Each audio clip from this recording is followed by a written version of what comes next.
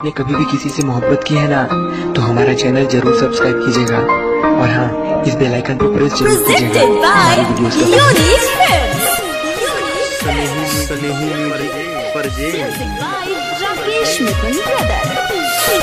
कबो न प्यारे कहब खाता हनी कसम दिल पे कदे निकाल के अपरेशन। कबो न प्यारे कहब खाता हनी कसम दिल पे कदे निकाल के अपरेशन।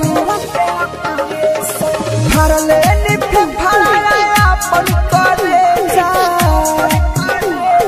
भरले निफे भराया अपन करे रखल बानी हम कर के ले मिले सब।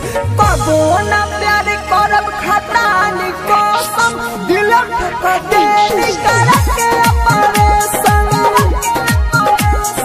कबो न प्यार करब खतानी कसम दिल ठक दे निकाल के operation. Mix by happy digital recording studio Chanpatia.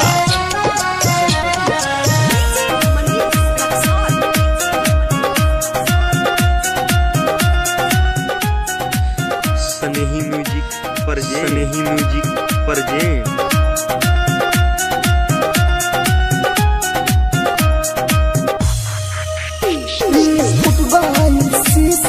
अपने से जोड़ा ले शीशा अपने से जोड़ा ले देखो बिना चेहरा अखियों हम छोड़ा ले। सुखी न लो अखियों से तोड़ो, सुखी न लो अखियों से तोड़ो कामो न करी जाके इंजेक्शन। कबो न प्यार करब खतानी कसम दिल पे कदे निकाल के अपरेशन। हो कबो न प्यार करब खतानी कसम दिल पे कदे निकाल के operation. Presented by Unique Films. Unique Films. Unique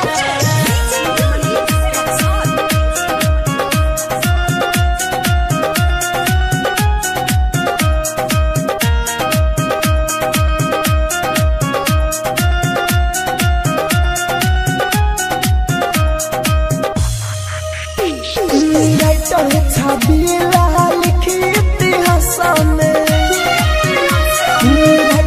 छबीला लिखी इतिहास में बन कदम नामा बाटे हमारा सास में। रहू राजा धानी उजवर कहेले, रहू राजा धानी उजवर कहेले तावा पर प्यार से कलू बुझलू बेसन। कबो न प्यार करब खतानी कसम दिल पे कदे निकाल के अपरेशन। कबो न प्यार करब खतानी कसम दिल पे कदे निकाल के operation. Happy digital recording studio सावु विवाह भवन के पीछे वार्ड संख्या 6 चनपटिया।